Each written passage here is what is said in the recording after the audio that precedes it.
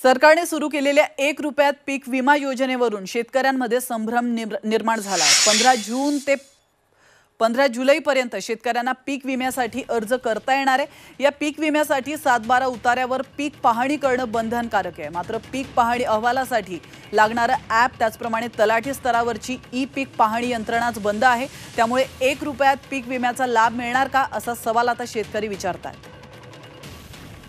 काही शेतकऱ्यांशी याबाबत चर्चा केली आमचे प्रतिनिधी हेमंत चापुडे यांनी। पाहूया। आपल्यासोबत बोलण्यासाठी शेतकरी आपण त्यांच्याशी बोलणार आहोत।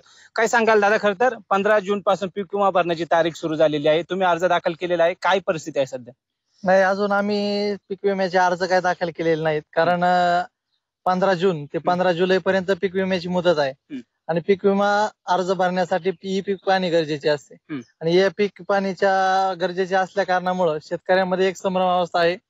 कारण सीएससी च्या माध्यमातून जी ई पीक पाहणी केली जाते त्याचे वेबसाईट आणि सर्वता बंद आहे। त्या कारणामुळे शेतकऱ्यांना ई पीक पाहणी गरजेची आहे पीक विम्याचे अर्ज भरण्यासाठी। त्याच्यामुळे शेतकऱ्यांमध्ये एक संभ्रमावस्था आहे का ई पीक पाहणी केल्याशिवाय पीक विम्याचे अर्ज भरू शकत नाही। 15 जून ते 15 जुलै असं 1 महिन्याचा तुम्ही आम्हाला कालावधी दिला खरा आहे, परंतु फॉर्म भरायला गेल्याच्या नंतर त्या ठिकाणी असं समजलं जातं की जी आपण ई पीक ऍप आहे आपला, जो आपण पीक पाहणी लावतो, ती पीक पाहणीचा ऍपच बंद आहे। त्याच्यामुळे शेतकऱ्यांना असं संभ्रमावस्था झाली की जर ई पीक पाहणी जर लावली नाही, 7/12वर जर तुमची कोणत्या प्रकारची नोंद झाली नाही, तर तुम्हाला 1 रुपयात पीक विमा योजनेचा लाभ कसा मिळेल? जे काही तारखा दिलेल्या आहेत त्या तारखांमुळे शेतकऱ्यांमध्ये संभ्रम आहे, कारण की ई पीक पाहणीचं ऍप सध्या बंद आहे। ई पीक पाहणीशिवाय शेतकऱ्यांना पीक विमा भरता येणार की नाही याबाबत स्पष्टता द्यावी। त्यामुळे शेतकऱ्यांनी अद्याप अर्ज दाखल केलेला नाही। त्यामुळे याबाबत राज्य सरकार काय भूमिका स्पष्ट करतं हे येत्या काळात पाहणं महत्त्वाचं असणार असून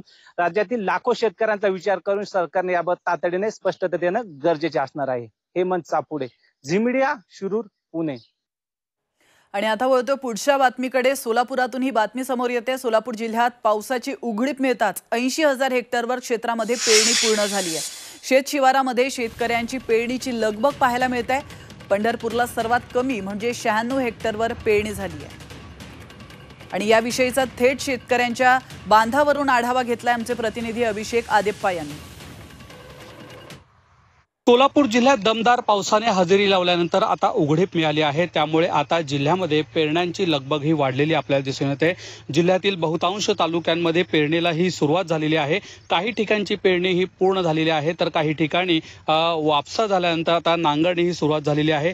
एकंदरीत जिल्ह्याची जर आपण परिस्थिती पाहिली तर एकूण 80,000 हेक्टरवर पेरणी ही पूर्ण झालेली आहे। सर्वाधिक उडीद म्हणजे 20,473 हेक्टर क्षेत्रामध्ये हे पेरण्यात आलेला आहे। जिल्ह्यातील अक्कलकोट तालुक्यामध्ये सर्वात कमी पाऊस झालेला आहे, त्यामुळे अद्याप त्या ठिकाणी नांगरणी ही सुरू आहे, त्याच्यानंतर पेरणी ही करण्यात येणार आहे। त्यामुळे आता जिल्ह्यातील बळीराजाला आणखी मोठ्या पावसाची ही प्रतीक्षा कायम आहे। अभिषेक आदेप्पा, झी मीडिया, सोलापूर। आणि आता घेऊयात कृषी क्षेत्रातील बातम्यांचा वेगवान आढावा।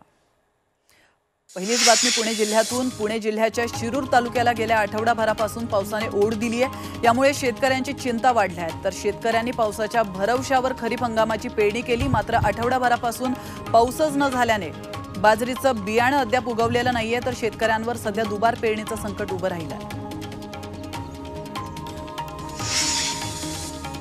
वाशिम जिल्ह्यातील 11 कृषी केंद्रांचे परवाने रद्द करण्यात आले आहेत। कृषी विभागाच्या भरारी पथकाने ही कारवाई केली आहे। शेतकऱ्यांना जास्त दराने बियाणे विक्री त्याचप्रमाणे खतं बियाण्यांच्या लिंकिंग प्रकरणी कारवाई करण्यात आली।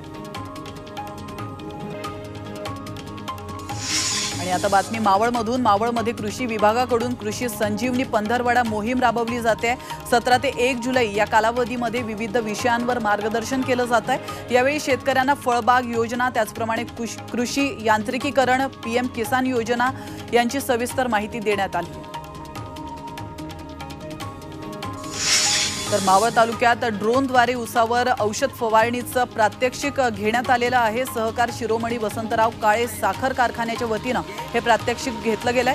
तर ड्रोनद्वारे फवारणी केल्यास औषध बचत होणार आहे। शेतकऱ्यांनी या तंत्रज्ञानाचा वापर करावा असं आवाहन करण्यात आलं। वाशिम जिल्ह्यातील 31,000 शेतकऱ्यांची पीक नुकसान भरपाईसाठीची ई-KYC प्रलंबित आहे। त्यामुळे या शेतकऱ्यांच्या बँक खात्यामध्ये पीक नुकसान भरपाईची रक्कम जमा होऊ शकलेली नाहीये। तर दरम्यान मुदतीमध्ये ई-KYC करून घेण्याचं आवाहन प्रशासनानं केलं आहे। तर पुढील 5 दिवसात मुसळधार ते अतिमुसळधार पाऊस पडण्याची शक्यता आहे। हवामान विभागाने हा अंदाज वर्तवला आहे। रत्नागिरी जिल्ह्याला येलो अलर्ट तर सिंधुदुर्ग जिल्ह्याला ऑरेंज अलर्ट जारी करण्यात आला आहे। वाशिम जिल्ह्यातील काही ठिकाणी पावसाने हजेरी लावली आहे। तर कारंजा आणि मनोरा या तालुक्यांमध्ये पावसामुळे सखल भागामध्ये पाणी साचलंय। तर पावसामुळे पेरणी झालेल्या पिकांना फायदा होणार आहे।